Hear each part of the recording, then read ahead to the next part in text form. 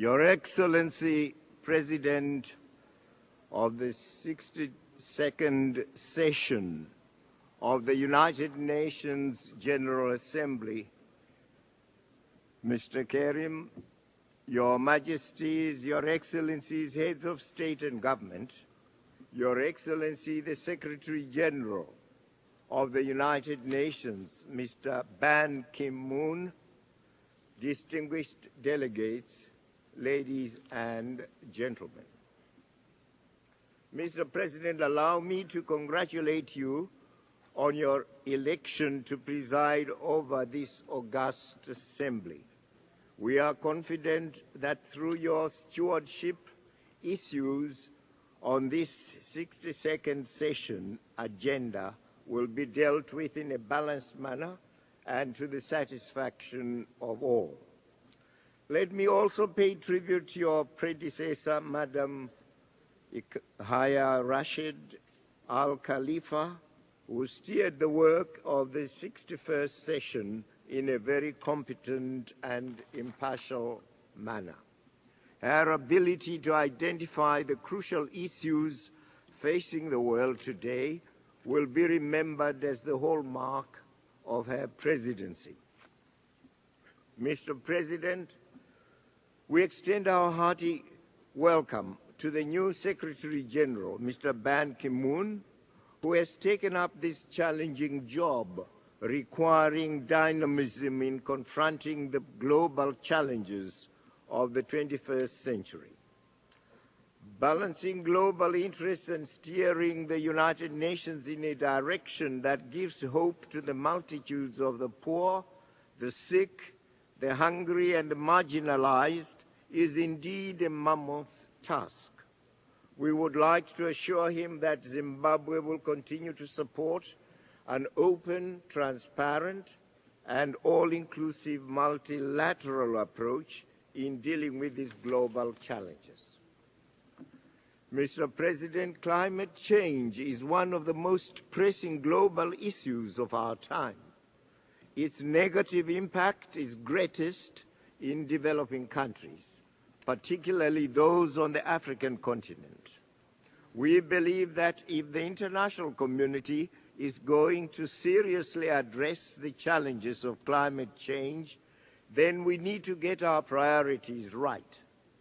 In Zimbabwe, the effects of climate change have become more evident in the past decade as we have witnessed alongside our neighbors increased and recurrent droughts as well as occasional floods, leading to enormous humanitarian challenges. Mr. President, we are for a United Nations that recognizes the equality of sovereign nations and peoples, whether big or small. We are averse to a body in which the economically and militarily powerful behave like bullies, trampling on the rights of the weak and smaller states, as sadly happened in Iraq. In the light of these inauspicious developments, this organization must surely examine the essence of its authority and the extent of its power when challenged in this manner.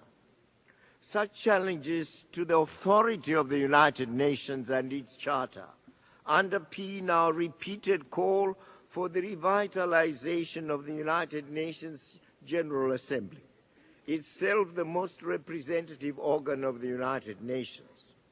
The General Assembly should be more active in all areas, including those of peace and security.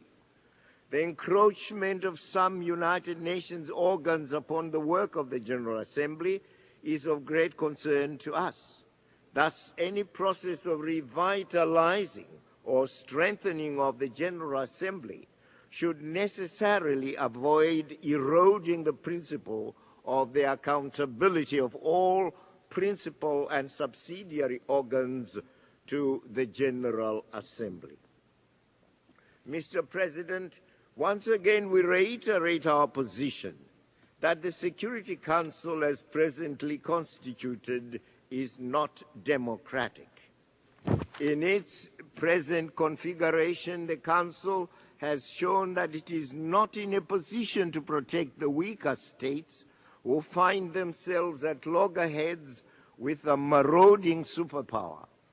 Most importantly, justice demands that any Security Council reform redresses the fact that Africa is the only continent without a permanent seat and veto power in the Security Council. Africa's demands are known and enunciated in the Ezulwini Consensus. Mr. President, we further call for the United Nations system to refrain from interfering in matters that are clearly the domain of member states and are not a threat to international peace and security. Development at country level should continue to be country-led and not subject to the whims and caprices of powerful donor states. Mr. President, Zimbabwe won its independence on the 18th of April in 1980 after a protracted struggle, protracted war against British colonial imperialism, which denied its people human rights and democracy. That colonial system which suppressed and oppressed us enjoyed the support of many countries of the West who were signatories to the United Nations Universal Declaration of Human Rights. Even after 1945, it would appear that the Berlin Conference of 1884, through which Africa was parceled to colonial European powers, remained stronger than the Universal Declaration of Human Rights. It is therefore clear that for the West, vested economic interests, racial and ethnocentric considerations proved stronger than their adherence to principles of the Universal Declaration of Human Rights.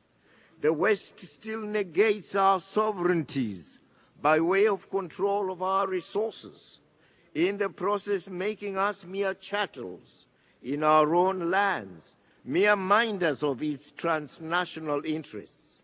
In my own country and other sister states in Southern Africa, the most visible form of this colonial control has been overland, despoiled from us at the onset of British colonialism.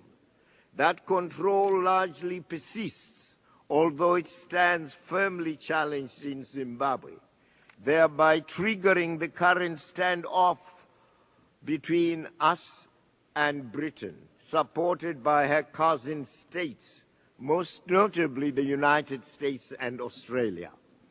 Mr. Bush, Mr. Blair, and now Mr. Brown's sense of human rights precludes our people's right to their God-given resources, which in their view must be controlled by their kith and kin. I am termed dictator.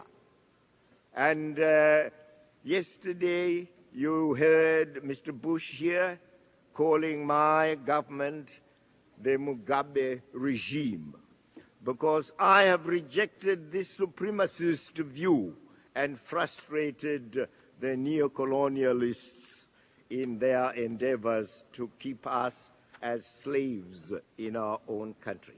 Mr. President, clearly the history of the struggle for our own national and people's rights is unknown to the President of the United States of America. He thinks the Declaration of Human Rights starts with his last term in office. He thinks he can introduce to us, who bore the brunt of the struggle for the freedoms of our peoples, the virtues of the Universal Declaration of Human Rights. What rank hypocrisy. Mr. President, I spent 11 precious years of my life in the jail of a white Englishman whose freedom and well-being I assured and protected from the first day of Zimbabwe's independence, and that was Ian Smith. I lost a further 15 years fighting white injustice in my country. Ian Smith was responsible for the death of well over 50,000 of my people. I bear scars of his tyranny, which Britain and America condoned. I meet his victims every day, yet he walks free today. He farms freely, has a farm of over 500 hectares. He talks freely, associates freely under our black government. We taught him democracy. We gave him back his humanity. He would have faced a different fate here and in Europe if the 50,000 he killed had been Europeans. Africa has not called for a Nuremberg trial against the white world, which committed heinous crimes against its own humanity. It has not hunted perpetrators of this genocide, many of whom live to this day, nor has it got reparations from those who offended against it. Instead, it is Africa which is in the dock. It is Mugabe and not the British Prime Minister who is in the dock, facing trial from the same world that persecuted us for centuries. Let Mr. Bush read history correctly.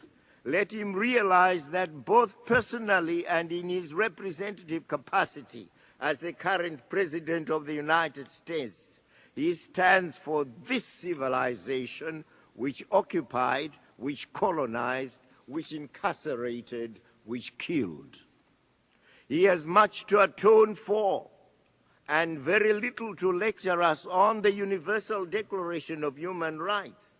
His hands drip with innocent blood of many nationalities, and today with the blood of the Iraqis.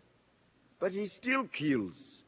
He kills in Iraq, he kills in Afghanistan, and this is supposed to be our master on human rights.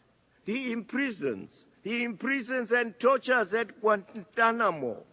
He imprisoned and tortures at Abu Ghraib. He has secret torture chambers in Europe. Yes, he imprisons even here in the United States, with his jails today carrying more blacks than his universities can ever enroll.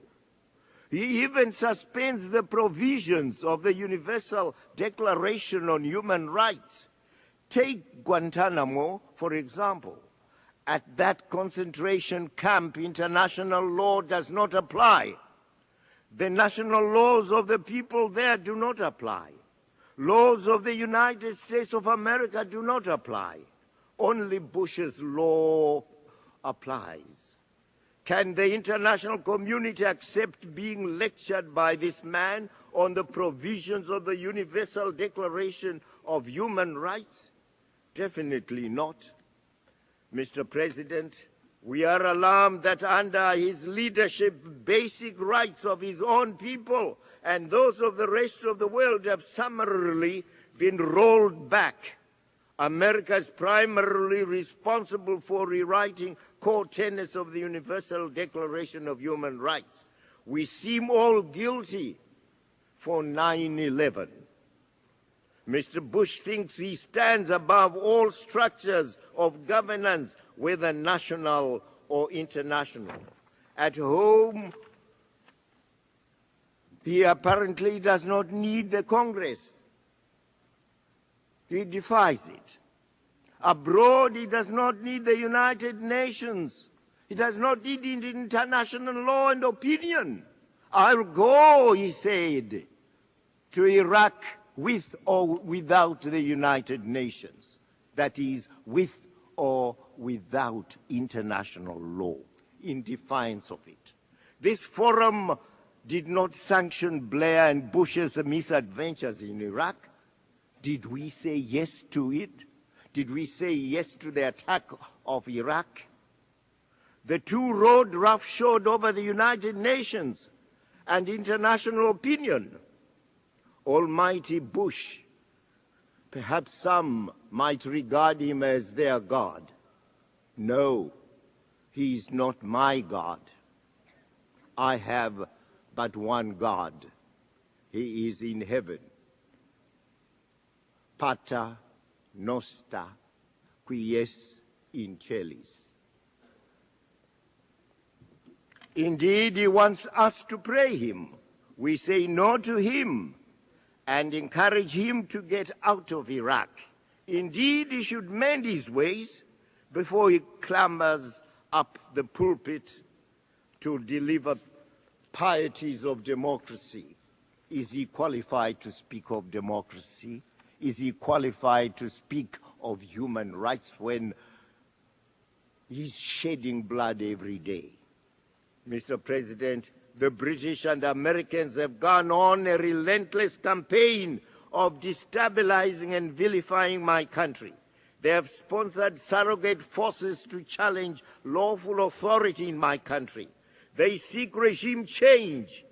They seek regime change. Not my people, but they think they are entitled to change governments, placing themselves in the role of the Zimbabwean people, in whose collective will democracy places the right to define and change regimes. And they want to talk of democracy when they are behaving that way.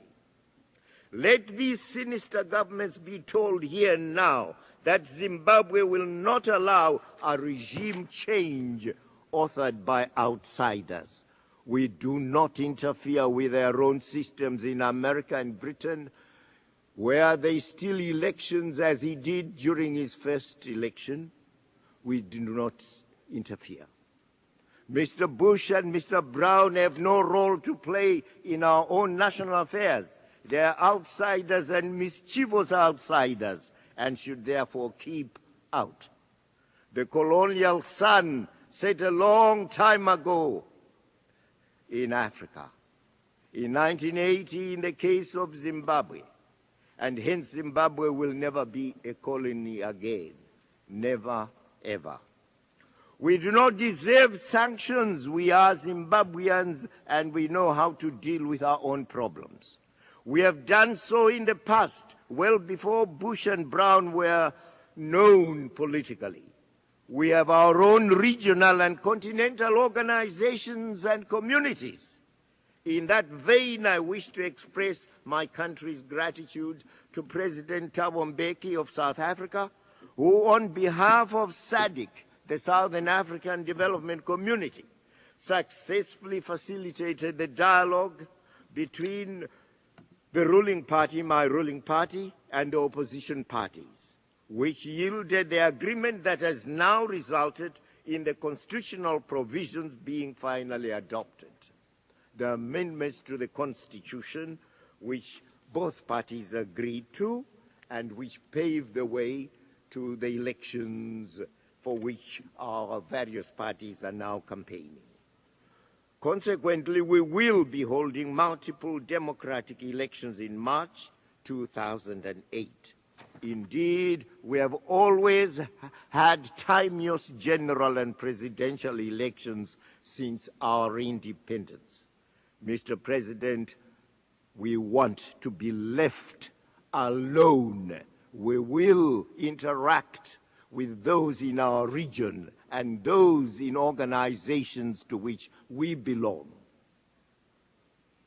In conclusion, let me, Mr. President, stress once more that the strength of the United Nations lies in its universality and impartiality as it implements its mandate to promote peace and security, economic and social development, human rights and international law as outlined in the Charter. Zimbabwe stands ready to play its part in all efforts and programs aimed at achieving these noble goals.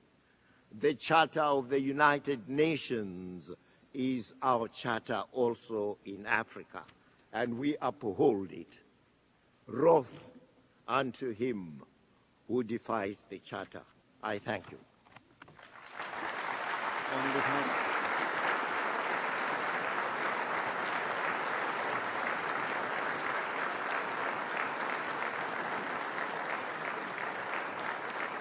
On behalf of the General Assembly, I wish to thank the President of the Republic of Zimbabwe for the statement just made. May I request representatives to remain seated while the Deputy Secretary General and I greet the President.